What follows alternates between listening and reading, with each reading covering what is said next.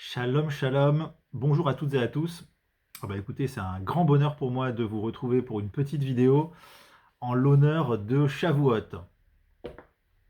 Alors, j'ai pensé à certaines idées, je pensais à Shavuot comme ça, et je me suis rappelé de certaines vieilles gmarottes et vieux mahamarim qui traînent dans ma tête. Je me suis dit que je vais quand même vous les partager. Alors, ça fonctionne comme ça.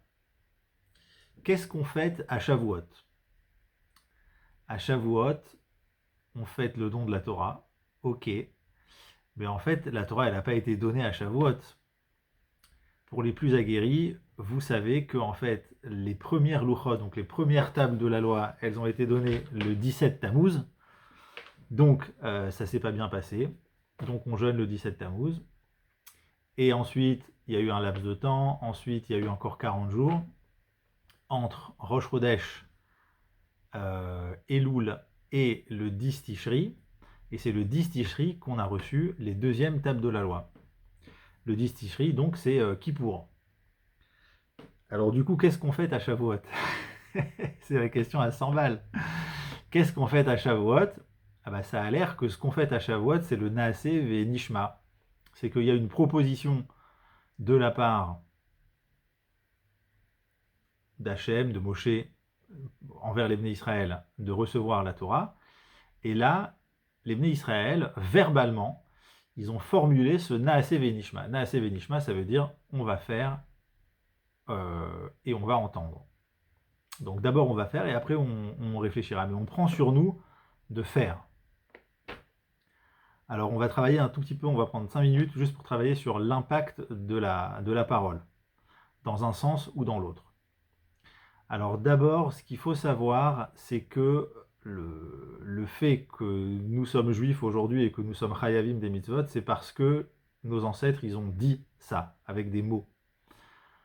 Alors j'invite les talmudistes à aller creuser un petit peu dans le Abrabanel, au début de la paracha de Nitzavim.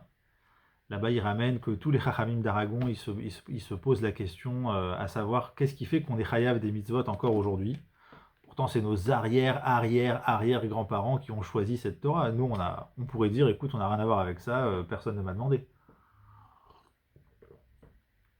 Alors, je vous laisse travailler là-bas, mais en fait, je vous spoil un petit peu la réponse du Abrabanel après une longue krakira, qui explique qu'en fait, dans le Naaseh Venishma, il y a quelque chose de l'ordre du Shiboud. C'est un peu comme un espèce de... C'est comme si on s'est rendu serviteur d'Hachem. C'est pas juste le fait de jurer quelque chose, c'est beaucoup plus fort que ça, c'est le fait de se rendre serviteur. Donc on va travailler un petit peu sur l'impact, on va observer en fait certains Mahamar et Chazal, sur l'impact de la parole, puisqu'on observe là qu'avec ce Naaseh Venishma, nos arrière grands-parents, ils se sont rendus esclaves, et donc du coup, nous aussi, on est nés esclaves. Alors c'est quoi cette parole-là? Il y a une parole, on dit voilà, écoute, on va faire et on va entendre, et là, paf, toutes les générations, elles sont chayavim. C'est quand même chaud, quoi. C'est quand même assez chaud, cette histoire-là. Alors, plusieurs choses. Plusieurs choses. D'abord, on a une obligation de croire en Hachem. D'ailleurs, le Mechaber du Sefer HaChinour, dans la Hagdama, au début de la Hagdama, il le ramène que ça fait partie des mitzvot midiot. Croire en Hachem et ne pas croire en un autre Dieu. Donc c'est des mitzvot qui sont tout le temps. Même un réga, il dit, on n'a pas le droit de penser autrement. Donc on est toujours soumis à ça.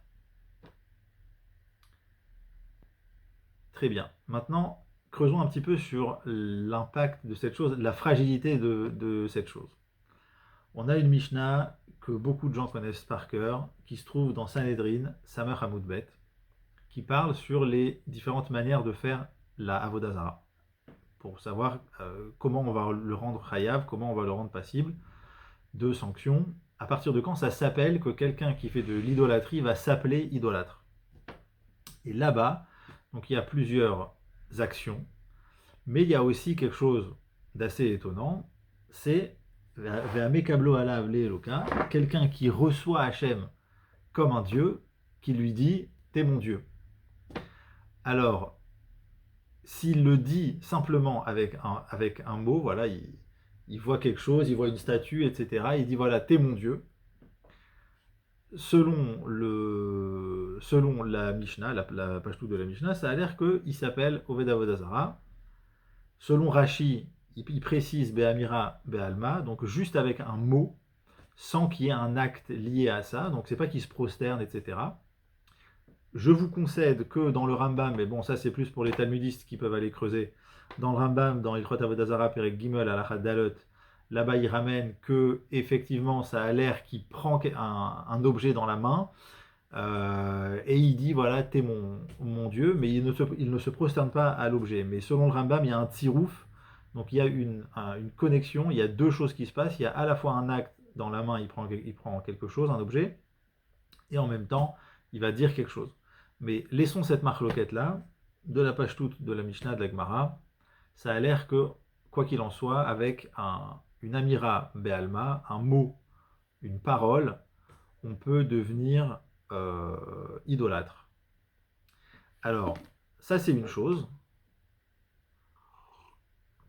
Avec une parole, on peut devenir idolâtre. Mais en fait, sachez que ça fonctionne aussi à l'envers. Ça veut dire que avec une bonne parole, on peut aussi devenir juif. En fait, ça va dans les deux sens. Il y a une espèce de symétrie entre les Bnei Israël, là, Shavuot, qui deviennent juifs.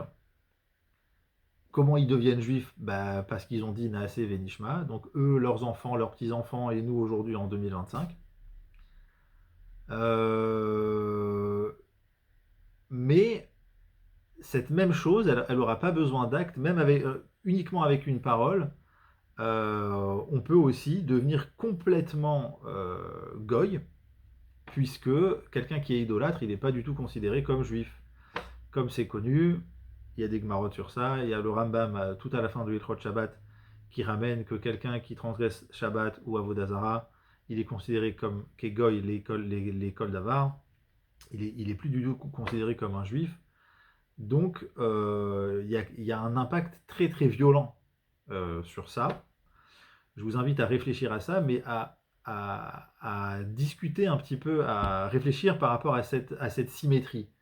D'un côté, on peut devenir juif avec une parole, et d'un autre côté, on peut aussi devenir goy avec une parole en disant à une poutre ou à une statue, tu es mon Dieu. Ça me rappelle aussi autre chose, il y a un Tosfot dans Kiddushin Lamed Tet Amudbet qui parle là-bas sur la marshava, sur la pensée. Alors on n'est plus dans la parole, on est dans la pensée, donc il faut bien discerner entre les deux, c'est pas pareil. Mais sur la pensée, là-bas dans Tosfot, on voit effectivement un petit peu la même idée. Ça veut dire que la Gemara, elle dit qu'une marshava ra'a, si un Ben Israël, il a une mauvaise pensée, je prévois d'aller tuer quelqu'un, d'aller voler, d'aller, etc. Mais que finalement je ne l'ai pas fait, Hachem, il ne me compte pas ça comme un acte, comme une avéra. Par contre, si je pense faire quelque chose de bien, je pense faire une mitzvah, etc., Hachem, il va oui considérer ça comme une mitzvah. C'est intéressant qu'il y a toujours ce distinguo entre la Havera et la mitzvah. Alors là, je vous ai ramené le truc de la marshava, mais c'est pas le sujet principal. Le sujet principal, c'est en fait mesurer l'impact du Naaseh Venishma, donc ce qu'on va fêter à Shavuot. Tout est basé en fait sur ça. Voilà. Donc c'est intéressant. Voilà, je vous soumets une idée. C'est intéressant que rien qu'avec une parole, l'impact de la parole, on peut être un citoyen du monde et devenir juif. Et avec la même parole, on peut choisir de tourner le dos à Hachem complètement. Et effectivement, ça marche. Ça veut dire que s'il y a deux témoins qui voient cette personne-là qui a dit ça et qui lui font une atra, etc., une mise en garde, eh ben, il est considéré comme idolâtre. C'est intéressant la force de la parole. Voilà, je nous souhaite à tous de passer un bon Shavuot et qu'on soit à la hauteur de notre parole devant Hachem et que ce soit pas juste des belles paroles. Bracha ve'atzlacha, Shabbat Shalom et Chag Sameach. Que du bon.